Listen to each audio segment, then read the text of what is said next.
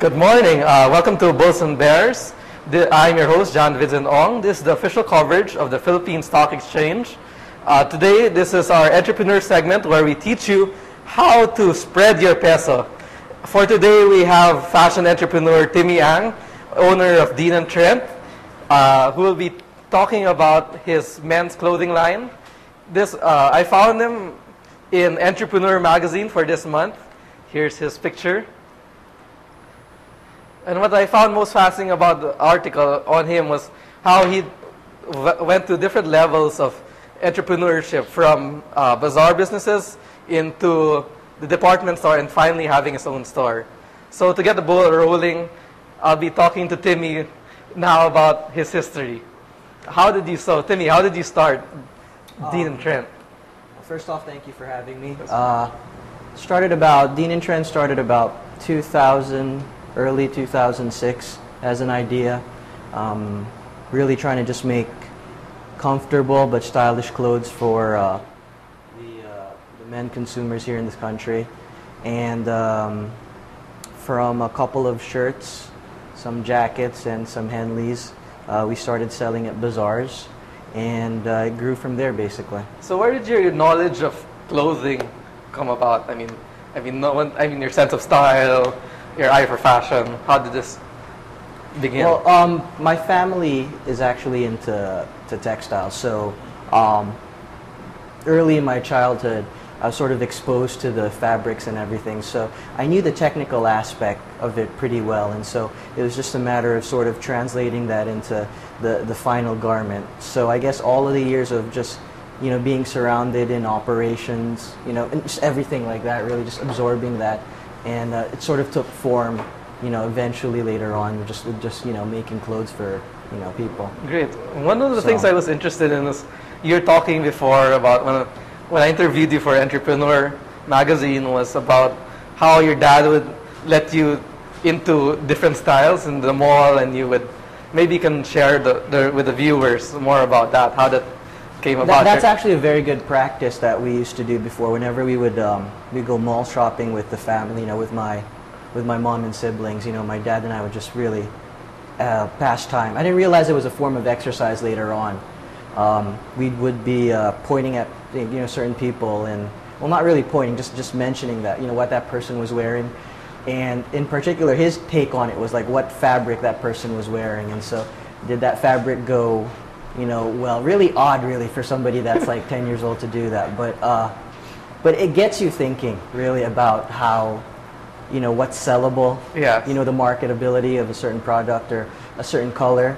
Like we would see this color more often than not than this other So you thing. didn't know that your dad was, hypnotized, no, it was brainwashing you? No, it was a completely on a subconscious level, and it was interesting. It was interesting, but it helped me later on, really. So.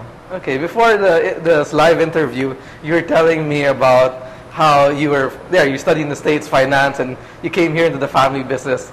Did you come into the family business with welcome arms, or did you begrudge it? Like, I don't want to be in the family business. Or how was your take in it when you came back? I guess always, like especially when it comes to family businesses, there's on the second or third generation's part, you want to do something on your own. Okay. But the first generation, I think they'll always embrace you, regardless of whether you come back or not. And fortunately, in my case, they were really like supportive of just the direction I took my brand, and my parents would give me pointers, and just really guide me through the process. There was seemingly zero conflict when it came to this. So I think the transition was pretty good. Okay. The transition was pretty good. But what did you learn working with your family? What's the name of your family business? The main business of the family is it's called Globe Textile Industries. It's owned by my father and several of his other brothers and sisters, and so we produce textile fabric, and we have a plant over in Bukawi. So great. So what did you learn there during those 2-3 years working with your family in Globe Textile?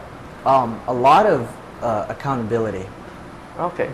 When you work for a family business, you have to pretty much do you have to, know everything from the smallest thing to just really making big decisions. And so when you jump into something like this, you really become a jack of all trades, and that's something you appreciate, especially in family businesses. And at the same time, just the whole process of it, just the whole, how to get things done and everything. You're not just relegated to doing one function. So, was there something that you were surprised to know in the process of learning about clothes that your dad didn't brainwash you yet into? It's like, oh, I didn't know that there was this aspect of clothing, and something that you learned surprisingly, or a trait from your dad that you didn't know, or your family members working with them. I think one thing that I learned, particularly from what my dad, was just knowing how to save where you can, like being extremely frugal, and in the long run it really pays off, especially like when the economy's not doing so well. Like whether he would whether there was excess fabric, how to deal with those type of issues. I guess when you add it all up, so more of creativity and juggling your resources. That too, Yeah. as well, but just really knowing how to just nitpick the smallest things, Okay. and in the long run just being able to benefit from them. So paying attention to details in every aspect of your video. Like paying your attention to business. detail, and just trying to save whenever you can. So that's one thing that he really drove to me, just like the whole time working for him. Okay. So. So after working in the family business for 3 years, how did you know it's time to move on and start my own? Well, my mom actually had garments as well. Yeah. So when I was shuttling back and forth with them, eventually, it sort of dawned on me to just sort of try to do my Sorry, own what's the name thing. of your mom? Christina. Christina. Okay. So I just started with a couple of designs, and I saw how that went. So because we were doing for several other brands at that time, we were sort of also making clothes for them as well, using the fabric that my father produced, and so I guess it sort of helped as well. What are the first designs and what fabric did you use in the beginning? I think I used the first designs were actually Henleys, Okay. which I guess the local version would be camisachinos. Okay. But mine weren't really for undergarments. They were more for just the actual thing that on top. So Yeah. I had a couple of those. They came in chocolate brown, gray, and hoodies, and they were made of that fleece material. Yes. So the hoodies and Henleys really were like the two main parts of the collection at that time. But how did you feel wearing it when you saw your first design and wearing it? It's like there's a sense of being proud because it's it's your first design, but at the same time there's a big reluctance because you're not sure whether it's going to sell or not. So it was tempered by that. So it was a lot of joy in it, but at the same time a lot of hesitancy as well. So when it finally went out of the market, and when did it come out in the market? Sorry, Dean and Trent start. When did Dean and Trent start? I think it came out. I think it went at the tail end of the 2006 Bazaar season. Oh, okay. And so, I think I started with the Rockwell Bazaar.